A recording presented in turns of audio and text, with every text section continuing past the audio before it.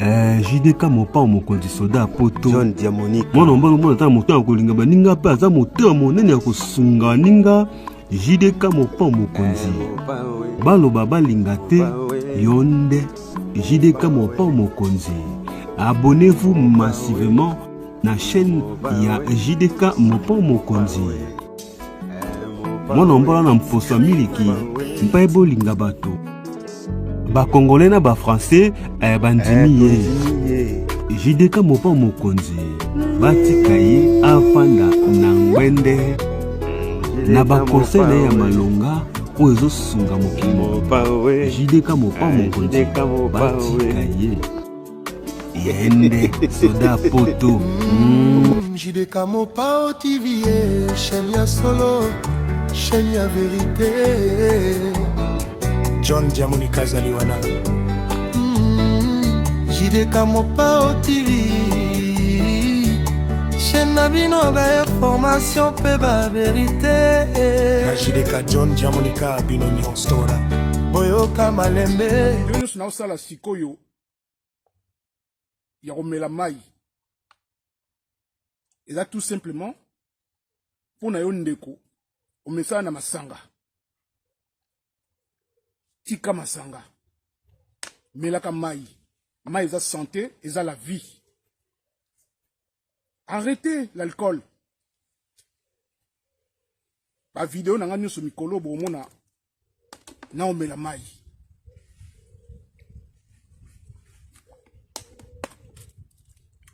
Il fait très chaud. Ba melaka mai et non masanga. Bo melaka mai bandeko na ngai bo melaka masanga te, bo melaka mai. Masanga de temps en temps, ils ont ma bête. Si on va caper là, on a nyos baza ko razango. Banganda tout ezokende, babar tout ezokende. Na couloir kimbuta, nyos baza ko raser ezokende. Bo suka wapi. Na couloir madiankoko kuna bako tout bako raser tout ekolongwa, bo suka wapi. Bo melaka mai. Bo melaka mai. Yango pe awe ezoya na poto bako raser tout ekolongwa toko forcer bino bomelaka mai yango na obeta pe CT na bandeko ya basi obozana mibali na bandako bopekisaka mibali bamelaka te yango ntango baza komelaka na babiloko wana baza kosangisa soki tata mama beta mama bima kuna kota kuna ntango ya kozwa yo komata likolo tilobi na ntongo sauvagerie. Respect ya mwasi na mbetu eza susu te a cause ya nini alcool eleki masanga eleki na nzoto nyonso eza bino bandeko ya basi bopekisa sombela ya melaka ta moke na ndako sele mwa ntaba na ndako mwa ngulu na ndako ameli bovandi na ye wana ke botikaka bango bakenda kotondisaka banganda wana toza koboma yango nyonso awa na poto. Olinga te ba mesure ezoya mundela zoba te mundela za africain te a congolais te a mutu moindo te a otala bino kaka boya o comprendre ke bato yo tozwa bango mesure a to na poto. Bref messieurs na ina ipsa oboyi yo mutu utinela nga message olobi nazo s'adresser na monsieur o landa ngai na otanga na kombo na otepo na mona kombo na yo. Vous allez comprendre que yo lobi na ngobi so da poto des missions zo sala yo sambela raté ozaka ko critiquer ba pasteur ozaka ko critiquer nzambe ozo critiquer kaka o critiquer kaka yo moko sambela raté na mweli comme na opesa comme réponse exacte po tant bolinga ko se défendre boyaka na style moko yo sambela kate siko yo sambela koleka nga ndenge nini o mona o ezoleka te ndenge nini o mona babuzoba ezoleka na l'église te ndenge nini ozomona teke ba pasteur ba kotia bana basi bazemi na l'église ndenge nini ozomona teke ba pasteur ba boma mabala ya batu ndenge nini ozomona teke ba pasteur baza kolia bino ba mbongo ndenge nini ozomona teke ba pasteur bazo kosa bino même à distance yo mona ngote ninga ozomona ngo siko yo lobi autour de question sur l'assemblée raté, et on a la bêtise, on a critiqué le pasteur. Moi, je ne critique personne. N'a besoin de réveiller conscience à Batou. Yondo dans la catégorie dit bande konangai. Bref, na Hollanda ote po na ebi que cerveau nezo salate. Ko muto cerveau nezo sala. Ayo lo ba mambozo lo bate. Na yi aboyo kananu. Boyo ka voice oyo bonde na otila bino vidéo batindelinga. Tolanda. Oui, mon premier ministre, c'est que bato baza niveau ya aveuglement ekomi na niveau moko ke nzambe na lisuni po nazolanda bavideo epele mikolo bato basatana baexe satanique se wana batambola monde ya ténèbre babonga mitema baserviteur de Dieu bazo panzaka église catholique ndenge ezali yango eza temple ya Lucifer temple ya diable en personne afandaka nango na se awa donc biloko nyonso bazolakisa donc pièce par pièce mais mpe basala bato ebele bazoyoka bazomona mpe mais tala mokolo ntango toseka makambo ekeko yo mona nde balanda biso na privé koyebisa biso totiola nzambe. Donc, c'est le niveau d'aveuglement, mon gars, donc, de la passe. Niveau d'aveuglement, ndekwa zolo baza musali na nzambe. Niveau d'aveuglement oyobo zanango, peuple congolais, africain en général, mais tout le belagné ba congolais. Niveau d'aveuglement au bozana yango, c'est pas possible. Ce n'est pas du tout normal. Ce n'est pas possible. C'est-à-dire que aliénation au yoba na évité ce qui n'a pas le niveau nini. Peuple congolais. Peuple congolais. Et 95% c'est des mamans. Donc ba maman ndenge bozawana bozoyi bate que bino bozali bateau bozala na ndako mingi na bana. Tango bino bozo comprendre te ou ezoleka na l'église. D'autant plus que bon me appelle bana na l'église. Et je ne parle pas de toutes les églises. Na ba na l'église oyo satanisme eza na kati. Na ba na église oyo bazangula ba na kati. Na l'église oyo pasteur patron, les pasteurs en cravate, pasteur pédo, pasteur vieux, pasteur miyibi, pasteur oyo bazobo mabala ya batu, pasteur bazozo basi ya batu na ba église, ya femme mariée, pasteur bazo sokola basi ya batu mitakala, pasteur bazo ko pesa basi ya batu ba bisou pa longola ye botutu, délivrance, azo lia imbanga, azo melisi ba soyi, ko bwakisa ba soyi na nzoto ya mutu. Ba pasteur oyo baza kokola na basi ya batu soit disant que na longola botutu soit disant que na délivrer yo obotaka te avant bota il faut na lala to sangisa nzoto. Tous ces pasteurs là yango nazolobela yo ko yano sa commentaire te po na olanda commentaire na yo te parce que na yebi que yo no fanatique yo basi ba envuta yo aussi au kota na kati ya monde wana ya bata maboma ande ko ngai. Mais bakolo bangona munoko nini ba pekisio ko sambela te ba pekisio église te ba pekisio pasteur na yo te mais yo bando zwa elongia pasteur na yo otia na profil na yo bongo ya mobali na yo ochango wapi ochango mukolo nini ya mobali na yo ochango mukolo nini parce que ngale na tala ka profil na yo na mona kaka elongia pasteur siko yo bala pasteur abala yo bolingi peto lobate.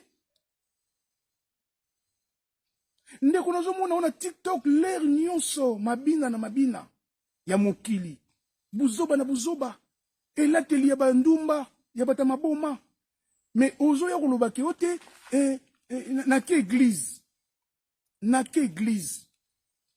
bozela tila bino foto moko awa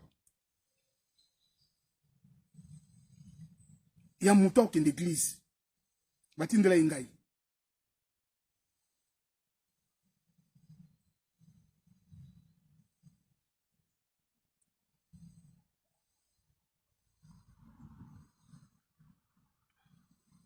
botala mutake église. Maman nabiso a aucune église. Botala lateli. Maman oyo a aucune église. Bolimbisa ngai. Bolimbisa na qui appelle bandeko na ngai. Na ngana la tsabino na lobaki ndeko mwasi oyo botala biloko matoi. Botala misu na ekuta au mona kutu biente. Botala mbebo na yende ya komisiango. Botala ndenge a se maquiller. Botala ba sila tie. Botala elateli oyo. A aucune église. A aucune église. Ba boye biye botala.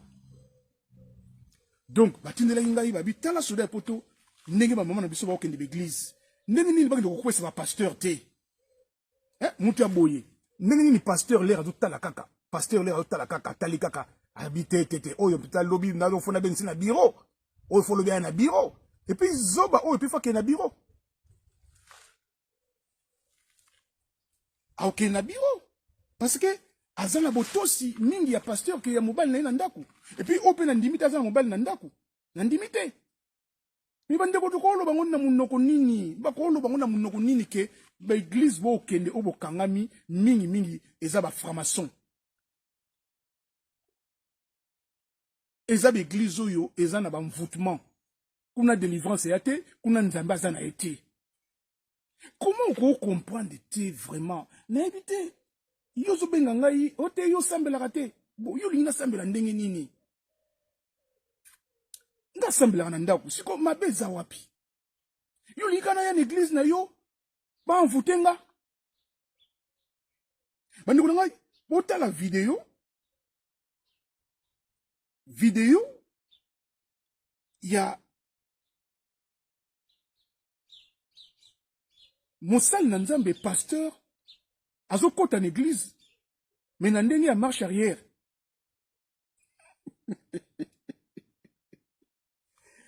Michel Mbongo les valables na 77 na mot. Est-ce que ça bongo? Le grand Mayasi André Louaka na Lyon.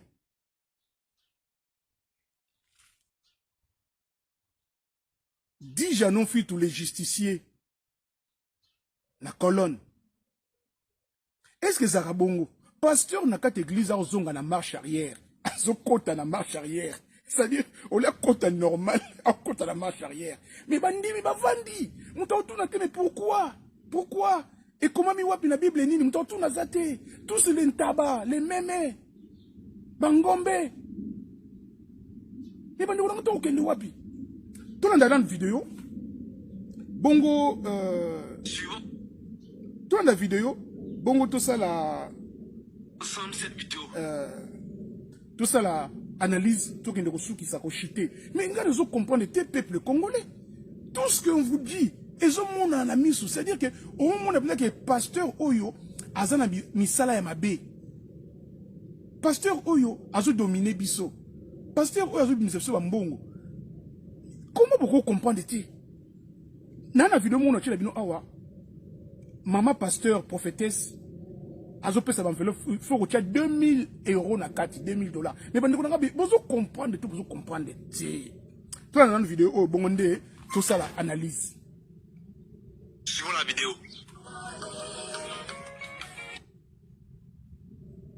Cette vidéo, suivons la vidéo.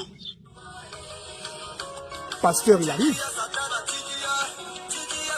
Pasteur, au côté de Sima. Pasteur, au côté de Sima. Botala, abandi en transe. A commencé à milimo. Pasteur au côté de Sima. Bandi on a pasteur au côté de Sima. Talande baza ko lengela ye. Tala pasteur yo au côté de Sima. Tala pasteur au côté de Sima. A commis devant cher. Ye ya baluki. Bosala, botala, asa tour ya cher. Asali tour ya cher. Vous voyez cette vidéo, ça se passe au Congo. Et c'est un pasteur branamiste. C'est une assemblée branamiste. Et là, vous voyez que le pasteur rentre dans le temple en marchant en arrière. Et pour ceux qui connaissent le combien, savent que ces pratiques-là, c'est dans le combien que ça se passe. Et ça, c'est christianisé aujourd'hui. Pourquoi les gens n'arrivent pas à voir que ce n'est pas Dieu? Et il va tourner, d'autres sont en transe. Si c'était dans le monde, dans le fétichisme, le combien, on allait dire que c'est Satan qui est en train d'agir. Mais comme cette fois-ci, c'est dans un temple, alors vous dites que c'est Dieu, c'est le Saint-Esprit. Et ceux-là, c'est les branhamistes. Ils sont autant divisés. Il y a les colmanistes, il y a les franquistes, il y a ceux qui prêchent les tonnerres dynamiques, et il y a ceux qui prêchent les tonnerres mécaniques. Tout ça, c'est dans le même message de William Branham. Vous voyez, parce qu'il n'est plus vivant, son message a été transporté et son message a des branches, des divisions aujourd'hui. Quand il n'y a plus de vie dans une chose là, la chose se divise, se décompose. C'est la même chose qu'on voit aujourd'hui dans le message de William Branham, parce qu'il n'y a plus de vie dedans et son message est décomposé, son message est de tendance en tendance, de isme en isme, de branche en branche. Revenez à Dieu et répentez-vous. Parce que ça là, c'est pas Dieu. Suivons ensemble cette vidéo. Est-ce que vous comprenez même Oya Lobby? Puisque na kati ya mingi ba illettré na ba illettré. Bantaba na bantaba. Est-ce que vous comprenez le français Oya Lobby? Vous comprenez bien. Il y a un moyen ba makambo ezobi mana ba français oyo. Moyen oyo yipsango ba ndimi ya ba congolais ezati po ba yoka kaka oya ba Congo ya ba pasteur na bango na lingala. Alors, bozela na lukela bino vidéo oyo ya mama pasteur. Mama pasteur azosenga enveloppe apesi 2000 € bandeko na ngai.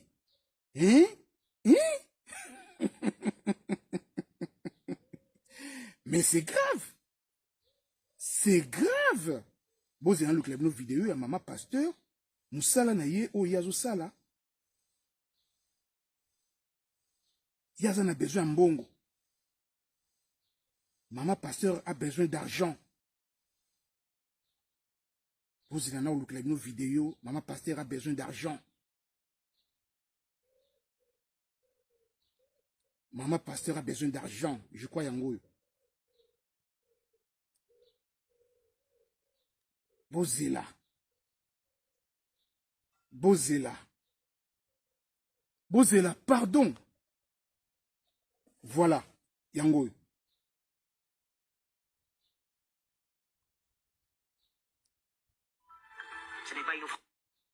Boyoka. Maman pasteur a simbi enveloppe oyo boyoka. Boyoka. Ba komi bien. Bolanda o ba komi hein? Bolanda.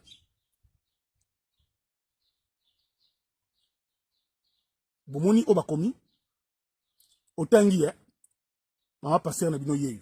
Prophétesse. Alors, ba komi 2000 € d'offrande pasteur Joël Kabasele.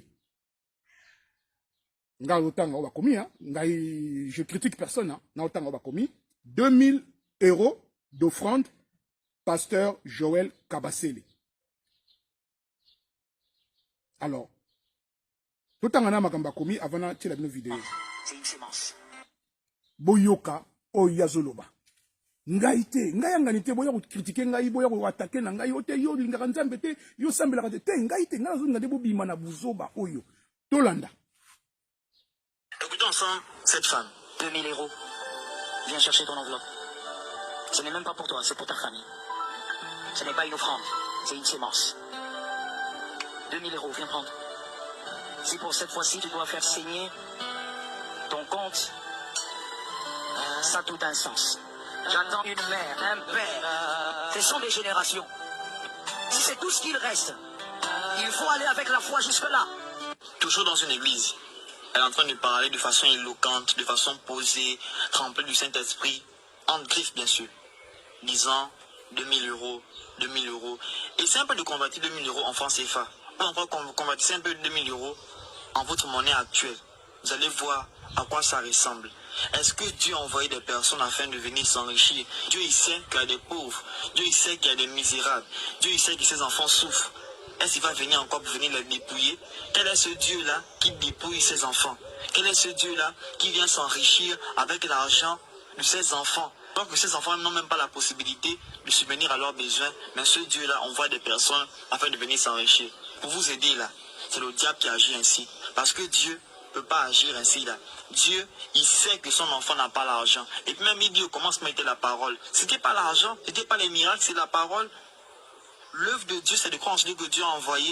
Et il a dit quoi? Ce que vous avez reçu gratuitement, donnez aussi gratuitement. Ainsi, Jésus a demandé l'argent à des personnes. Jésus a ramené Lazare à la vie. Est-ce qu'il allait chez les parents de Lazare disant que, bon, on va faire des comptes afin de voir un peu combien vous pouvez me payer parce que j'ai ramené Lazare à la vie? Ce genre de comportement-là, c'est le diable qui est manifesté. Écoutons ensemble cette femme. Est-ce que vous avez compris? Vous avez compris ou pas? Dieu a dit, je vous ai donné gratuitement. Na pesi bino ya ofele, bo pesa pe ofele. Mais peuple congolais, bo comprendre tout, bo comprendre te. 2000 €. Ya offrande. Alobi pe bien l'euro mo ya bien na yo ki wana kati alobi. Bo vide ba compte na bino. Bozana kobanga te, bozana mawate. Saignez vos comptes. Si vous comprenez, saignez vos comptes. Donc, videz vos comptes. Bimisa mbongo nyonso. Soit disant qu'on ose s'aimer. C'est la sémence. Je ne sais pas qu'est-ce que ça veut dire. Mais, bah, Congolais. Est-ce que vraiment 2000 € est à awa? Tout ça, na France, na France. Na tindelio 2000 €. Et bah, combien de dollars qu'on a na Congo? Au banda commerce, au vivre bien, au fond de la boutique, au fout à loyer. Mais si on peut se faire mon corps, vous imaginez, avec beaucoup d'élégance, beaucoup d'arrogance, beaucoup de simplicité, tranquille, il a que 2000 € dans bon belé. En France, salaire minimum. 1500 à 1800. Salaire ya moutou. Ouais, au foot, peut-être 500 ou 600 ou 700. Il va lui rester combien? Parce qu'on a Congo, salaire exacté. Un professeur gagne 100 à 150 €. 150 à 150 $. 150 $. Bah, docteur, tout le monde va benga na bango ba super bon parce que salaire exacté. Moutou moussou bonbon on a yé, fonds et commerce na yé, 30 $. 30 $. Si ko yo oye au senga 2000. Je ne sais pas, ceux qui Congolais vous en a conscience. Je ne sais pas si vous comprenez ce que Soda Poto est en train de dire. Mais ce n'est pas de la méchanceté, ce n'est pas que Naza contre. Non, Nazo Ningaka a conscience que c'est du faux. Ce n'est pas bon. Bandeko ba sakana biso, ba sakana bino. 2000 € sur Botiango Soki, Botiaka 5 personnes. Il a combien? Oui, ça va. 2000 € sur Botiaka 5 personnes. Il a 10 000 €. Il a 10 000 €. Donc, si vous avez 10 personnes, il a 20 000 €. Mais vous comprenez que vous allez enrichir Bango. Bango, vous allez vous allez seka. Vous allez vous nzambe kati na bino l'église, mais vous allez Satan. Ce sont des satans, des francs-maçons, sciences occultes, des diables. Mais ce qu'on a bon nzambe, la tika image à bon nzambe, yango ba sakana bino, ba okosabino. Sortez de là, sortez de là. Nasuki na ngaya bandeko na ngai soki yo zonga mabe, ce n'est pas grave. Nga nazo, nga si na comprendre na ngaya, nga samla na ndako. Na opekisa nga mutangi do sambela te, na opekisa nga manière na sambela te, c'est toi, c'est à toi de voir. Ba pasteur basi ba comprendre bino nde boza. Basi ba comprendre bino que boza bato donc boza bantaba ba meme, puis bazo ba bino la vérité bon ba la bino pe na ba image tout ozoleka, mais boza ka wana. Na ndaki lobby awa, l'église moko awa en direct en plus na Paris, plein à craquer. Plein à craquer. Plein à craquer. Je ne comprends pas. Batoromo qui m'a mis misala kapo kende église. Voilà, merci en tout cas. De partager, de s'abonner à la chaîne Nabino JDK Mopao TV. De liker, de faire j'aime, de ça va commentaire. Nous avons vrai. Nana eloko bangisa ote nana intention intérêt moto ya kosa yo ya ko bangisa yo paniquer yo ya ko zala jaloux na yo po sambela kana et pas pasteur on a la ta kitoko za bien non yana intérêt moto nana zo balaka ke zala mayele fongola misu ba opesa bino misu po botalaka bo monaka ba piso ma to ipo yokaka mais bino bo sala yango te ba o sala ne bino ba ko imposer bino la dictature na bango na sukia to comme la prochaine émission ciao ciao. Si vous avez aimé l'émission, n'oubliez pas de laisser vos commentaires, cliquez sur la cloche des notifications, likez et partagez. JDK John Diamonika TV, votre chaîne. Papa Soldat ya Poto.